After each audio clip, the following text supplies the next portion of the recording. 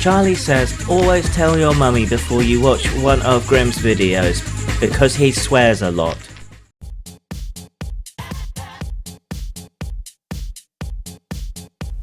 I have a woefully undersubscribed subreddit, so please do me a favour. If you're a Redditor, head on over to r/postmortem studios and talk about anything related to any of my shenanigans. Peace. Good evening. Tonight on YouTube we discuss the phenomenon of deja vu, that strange feeling we sometimes get that we've lived through something before. I've been hemming and hawing about whether to talk about this subject, the subject being the transgender issue, Richard Dawkins, the American Humanist Association, and their withdrawal of a Humanist Award that they gave him back in 1996, because I feel like my visit to the repair of reputations has begun to pay off, and I feel like my reputation is getting better again. So weighing in on such a controversial topic is pretty suicidal, no matter how careful I try to be about it. But I wouldn't be me if I didn't kamikaze, at least once a month on a subject that's going to piss everyone off. So what the hell, you got to be true to yourself. At the end of the day, the only person you have to be able to live with is yourself. Now, Dawkins says a lot of controversial things, but he usually does it in an erudite, well-spoken, well-constructed and mostly polite fashion, which just seems to piss people off even more. The Belcerabons used to cause great resentment and insecurity amongst neighbouring races by being one of the most enlightened, accomplished, and above all, quiet civilizations in the galaxy. Now, like a lot of people, particularly older people, but by no means exclusively older people, I think Dawkins struggles a bit with the sudden prevalence of transgenderism in our culture. I don't know if transgenderism is even the right way to put it. Makes it sound like an ideology, which it isn't, but you get what I mean. Yeah, language is important, but you're getting the gist. But I think he struggles, and he's trying to get to some kind of understanding, and unfortunately his interface with the transgender community, whatever you want to call it, is mostly through activists. And that's not really a particularly healthy way to engage with or understand the transgender community, at least in my experience. More on that perhaps later. So what he did, the terrible crime of which he is charged, is asking a question. And that question is one that has been asked elsewhere in philosophy papers and in the media and in various other places. He takes the example of Rachel Dolezal, for example, there are others, and looks at that. Here is a woman, in case you don't know her, who was born white and yet identified as black, rose to a fairly prominent position in black activism, all through basically getting a deep tan and a hair permed. It sounds ridiculous, but it's true. And when challenged, she basically just said that she identifies as black. And essentially nobody bought it, right? So what is the difference? Dawkins asks. Why do we react so differently when Rachel Dolezal claims to identify as black as compared to when a man identifies as a woman or a woman identifies as a man? I know, triggering language, but you get what I mean, and I'm not intending to be insulting. And what is the question? What is the answer to that question? I think there is one. We'll get to that in due course. But I don't think Dawkins has any malicious intent in bringing that up. It is a question that occurs to people. Before I'd spent much time around transgender people, the comparison in my mind was even less flattering. When I was a kid, I wanted to be Tom Selleck, or more accurately, I wanted to be Magnum PI. I even tried to get my parents to call me Magnum. This is when I was very little, I must say. So if I choose to identify as a fictional character, as people do on Tumblr, what is the difference between that and being transgender? And again, I think there is a difference, and we'll get to that. But it is a question that occurs to people. It seems obvious. You can't be something you're not. That's what seems so obvious to everyone. It's graspable. It's common sense, which is rarely the common sense. But again, you get what I mean. And there are horrible people who do use the just asking questions excuse to cover up their bigotry or to promote their own bigotry. But I don't think everyone who is just asking questions is doing so, and I don't think Dawkins is. I don't think he's the type to manipulate or use that kind of excuse. I think he was genuinely asking the question. But the fallout from this question and from other controversies he's ended up mired in, mostly manufactured outrage in my not so humble opinion.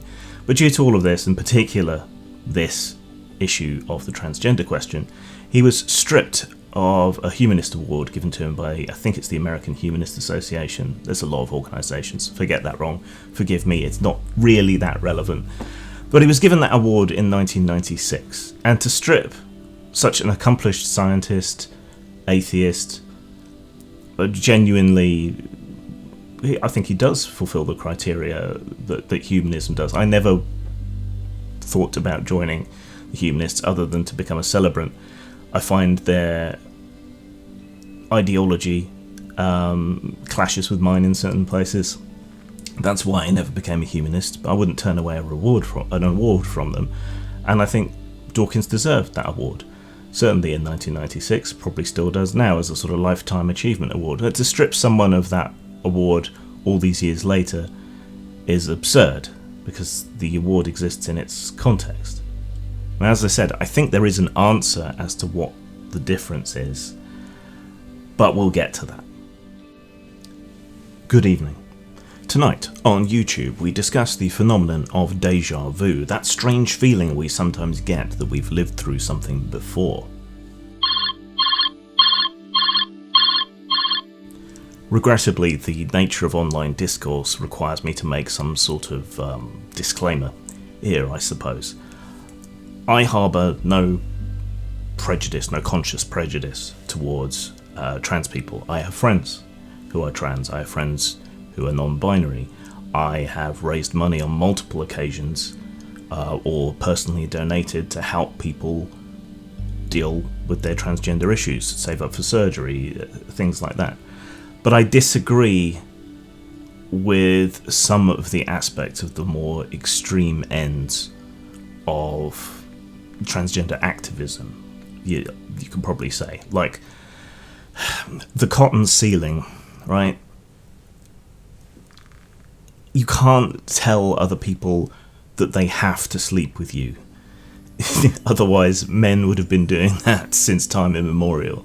That is an absurd thing. And why would you want to sleep with someone who doesn't find you attractive in the first place? I mean, not that I've got anything against hate fucking, but it's just a really odd and peculiar thing. And the erasure of sex, using the terminology within this kind of woke scold sociology area, gender is how you present yourself, sex is what you biologically are, right? So, but at the extreme end of transgender ideology, there seems, I've done it again, I've used that phrase, it's not an ideology, but at the extreme end of transgender activism, which maybe is an ideology, there's this idea that sex, a biological sex, doesn't exist, that everything is socially constructed. It's an extreme view, but it's more prevalent than you might think, and that's not something I can agree with. It shouldn't be a controversial statement to say, okay, you're transgender, I will do what I can to treat you as I would a biological man or woman. I will respect you, I will respect your pronouns. In my case, unless they're made up pronouns. It's just because I'm a historian and a writer, and I think semantics and and words are important, and I resent any attempt to new speak the language up. But if you were a man and you're now a woman, I'll call you that, and vice versa. But this attempt to completely erase biological sex and to hold someone accountable if they say, okay, you were a biological man, you're still a biological man, even if you identify as a woman, that's not a controversial or nasty statement. It's just a statement of fact. And when we start litigating about what is and is not a fact, rather than going to the facts, I have a problem with that. But I accept and I support the transgender people in my life. I've employed transgender people. If you're going to judge someone, judge them on their actions, and I've been nothing but financially supportive. I've given work to trans people, not because they're trans, which I think is the best way to go about it, just because they're talented and good. Yeah. So I would say I'm not bigoted or prejudiced. Someone will doubtless pop up to correct me in the comments. Good evening. Tonight on YouTube we discuss the phenomenon of déjà vu, that strange feeling we sometimes get that we've lived through something before. Now, quite a few people that I follow in the atheist skeptic community, I know I don't do a lot of videos on those topics anymore, everything's been done to death really, but I still follow some of the channels that do things a little bit more novel or commentary from that point of view. But several people within that community have weighed in on this, and I've disagreed with virtually all of them. The one I was most surprised to disagree with was Rationality Rules, who I watch pretty regularly. Because primarily in his presentation, which was otherwise very good, he was saying, he was making excuses for people reacting emotionally on these subjects. Now, it is understandable, and emotions are important, but they have to give way to reality, they have to give way to truth. And in the atheist and skeptic, and to a slightly lesser extent the humanist community, we're supposed to be more rational. We're not supposed to respect dogmas or traditions or shaming, these kind of tactics. We're supposed to care about what's real, we're supposed to care about what's true, we're supposed to have fearless discussions about these things to thrash out what is real or true. At least I see us that way. And so we're supposed to be dispassionate, detached, and to consider things on their logical and scientific merits more than on raw emotion. Personally, I found a detached, rational sort of separation very useful when examining my own emotions and my own mental illness. Further, we're only taking one side's emotions into account, and if we don't take the other side's emotions into account, how are we going to persuade them? It seems difficult. We're supposed to care about what's supposed to matter to us is what is true, uncomfortable truths, not comforting platitudes.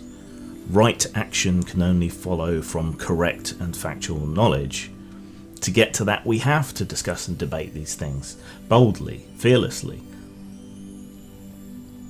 Ultimately, I think going through that process bolsters, strengthens the arguments for tolerance, acceptance, and understanding, whereas attempting to stamp out even the mildest of dissent does the opposite. And as we've seen through all these cultural war issues, it tends to play into the hands of the right. Transgender activism in particular, but transgenderism itself, butts up against a lot of people's fundamental identities that matter as much to them as the transgender identity or the alternate gender identity does to people within that community. It butts up against fundamentals of people's identity, their sex or gender identities, their sexuality identity, the paradigm in which they view the world.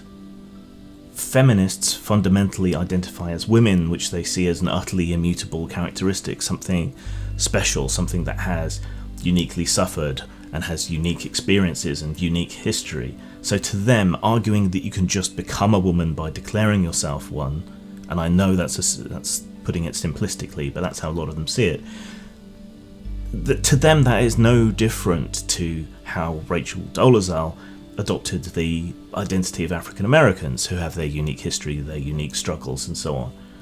She was even active politically, as I think it's the NAACP. Fairly high up in activism, fighting for something that she wasn't, which in normal circumstances would be laudable, but passing yourself off as a member of that community, not so much. And feminists see the adoption of the female identity in a very similar way, as an insult. I mean, the far right does latch on to concerns involved, such as concerns about the health of children, transgenderism as a trend or ideology, but we have to acknowledge, address, and counter-argue those concerns, not censor them, in the same way that we might tackle anti-vax ideas. Censoring them only lends them a sort of air of mystery or hidden truth. Screaming at and shaming people doesn't generally seem to work. I mean, it can work sometimes, there's always exceptions, but at a societal level it just doesn't seem to work. And not everyone who is worried about vaccines is an idiot. Not everyone who is worried or confused about transgender issues is Turbo Hitler. Similarly, I think some of these concerns, this concern that it's perhaps being pushed onto people or whatever, mostly ridiculous. But if political lesbians can exist, people who aren't lesbian but who live a lesbian lifestyle because politically they don't want anything to do with men, if those can exist, then can there not also be cases of political transgenderism or peer pressure? In the 90s there was a rash of bisexual women who weren't really bisexual, though plenty of them were, and it was good that they were able to come out. Similarly, self-harm became something of a plague that was passed on between people who weren't necessarily psychologically damaged in the way that leads to self-harm. These aren't unreasonable questions, and I think they have answers, and I think we're all better off if we hone our skill in answering these questions and arguing these points so that we can more effectively defend people from bigotry. Going back to identity, for example, heterosexuals feel threatened by trans people because it undermines their sexual and gender identity. If they're attracted to a trans woman, it challenges their sense of self. That's not to excuse it when murders happen. Surprise, I have a penis.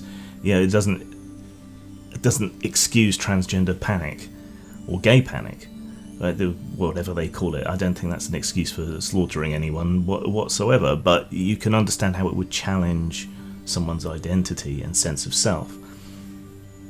The homosexual community feels threatened, especially lesbians and gay men. They feel like their communities are being cannibalized, that femme men who would otherwise be gay are disappearing into the transgender community, or that butch women who would otherwise be lesbians are similarly transitioning and disappearing that way, and that just unconventionally masculine men are disappearing into this, and unconventionally feminine women, tomboys and so on, are also being swallowed into it. Your identity as a transgender person is super important to you. Someone else's identity is super important to them, and they feel understandably threatened. But we need to have the discussion, the arguments, to stand against it, and we don't need to confuse everyone with the far right. Transgender activists are arseholes, so are TERFs, and so are traditional conservatives, but not everyone who gets mired in these arguments is one of these groups that seem to be vying to be arseholier than thou. Good evening. Tonight, on YouTube, we discuss the phenomenon of déjà vu, that strange feeling we sometimes get that we've lived through something before. Whether you think Dawkins deserves this treatment or not will probably depend on other things that he's said or issues he's been embroiled in going all the way back to Elevatorgate, but personally I don't believe he deserves this treatment just for posing a question, especially given his liberal attitude, history, his accomplishments, and the fact that he appears certainly to have been asking in good faith, or at least we can assume, I think fairly safely, that he was asking the question in good faith. Similarly, in other instances, for example, One of J.K. Rowling's statements is often trotted out as being anti-transgender, but strikes most people as tolerant and reasonable and about what we can expect from someone. You know, she said, "Dress however you please, call yourself whatever you like, sleep with any consenting adult who will have you, live your best life in peace and security, but force women out of their jobs for stating that sex is real? No." To most people, that seems like a perfectly reasonable and tolerant statement. They're saying, you can be whatever you want, you can do whatever you please, just don't impact on other people for saying that sex is real, which may be a misrepresentation of what was actually going on, but surely a statement that biological sex is real isn't controversial, one would think. Good evening. Tonight on YouTube we examine the phenomenon of deja vu. Haven't we all been here before? This stinks, this reeks, this is redolent with the stench of Atheism Plus, a controversy around entryism and subversion of the new atheist movement that was a precursor in many ways to Gamergate and other cultural conflicts that came later. It pitted political atheists, whose atheism seemed incidental compared to their politics and a desire to oppose American fundamentalism and the religious right. It pitted those atheists who were primarily ideological against skeptical atheists whose primary concern was what was true and real and factual. Atheism Plus fairly decisively lost that battle, I think, but it did rather take the wind out of the sails of New Atheism as a movement, in exactly the same way that divisive intersectionality and entryism so on has put paid to things like the Occupy movement, or has massively degraded the quality in a lot of pop culture. But they faded into insignificance, appeared to have lost for all the damage that they did, and we kind of thought all that was over. But it seems that, as with other small groups of entryists in other arenas, the lunatics are now running the asylum. In this attitude against Dawkins, this deliberate and willful seeking out of offence seems to have taken over, and it seems to now be in charge of a lot of these groups and organisations. Look, you can both be sceptical of the extreme claims of an activist movement, like the transgender activists or whoever else, while still accepting and being supportive of trans people. I do it, and if I can do something, I tend to think that anybody can, really. Now, I did promise an answer to Dawkins' question. The answer is not a complete answer, and it has certain problems, but there are studies that indicate that there are neurological differences between many, but not all, trans people and people whose sex and gender match. An intersex brain, if you will, though intersex technically isn't really anything to do with this issue, and each intersex condition is still biologically considered either male or female. In the weeds. But anyway, there is something real and physical and genuine at the base of all this, which there isn't when it comes to something like ethnicity or racial identity. There's nothing that can happen to me to suddenly make me black, right? Even if my skin suddenly got abruptly melanated, it wouldn't make a difference. But people can be born with differences in the way that their brains are structured that make them more similar to a female brain than a male brain, or vice versa. This doesn't explain all of it, but it does show that there is something real and genuine and physical underlying a lot of this for a lot of people. And there are also psychological reasons and so forth. And if they're not harming anyone, shouldn't we be supportive for the sake of their overall mental health? Yeah, this presents its own issues in the same way discussion and arguments about the gay gene did. You know, are you not really transgender if you don't have these brain structure differences?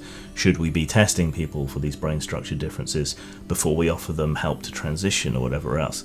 Yeah, it's the same issue that people had with the gay gene, that it was somehow created the idea that this was now, homosexuality was now a curable condition, or potentially could be in the future through retroviral treatments or whatever else. Excuse me. I'm not going to retake that because I'm nearly done. I'm not saying that doesn't present its own issues, but it does show that there is at least the potential for an answer to Dawkins' question, and how transgenderism, again I keep calling it an ism when it really isn't, how the status of being transgender is different to something like Rachel Dolezal putting on blackface and joining the NAACP. Yeah, there is a fundamental difference there for at least some people, and we may find out as we get better at reading the neurological structures of the brain that it's the case for everybody who has this issue. But even if it's purely psychological, there's still something there underlying it all, making it genuine in a way that Rachel Dolezal or Teknoaxe just aren't. Food for thought, anyway. Feel free to rant at me and unsubscribe for whatever reason. Zang. Old Fat Punks is part caper, part comedy, part nostalgia, and part commentary. It follows three aging punks as they build themselves up for one big, nihilistic last hurrah. You can buy Old Fat Punks at Amazon, Drive-Thru Fiction, or Lulu.com. Follow the links below or search on those sites. Ladies and gentlemen, a single bottle of Reverend Dr. Grimm's Miracle Elixir will solve your constipation, dissipation, exculpation, obstipation, extirpation, bastardization, demoralization, amortization, accusation, disorganization, bowdlerization, malversation, dehumanization, plagiarization, demonization, feminization, localization, categorization, stigmatization, monetization, pulverization, and rationalization, sterilization, victimization, infatuation, insinuation, vexation, masturbation, perturbation, litigation, subjugation, and the French pox, or your money back, as used by the crowned heads of Europe.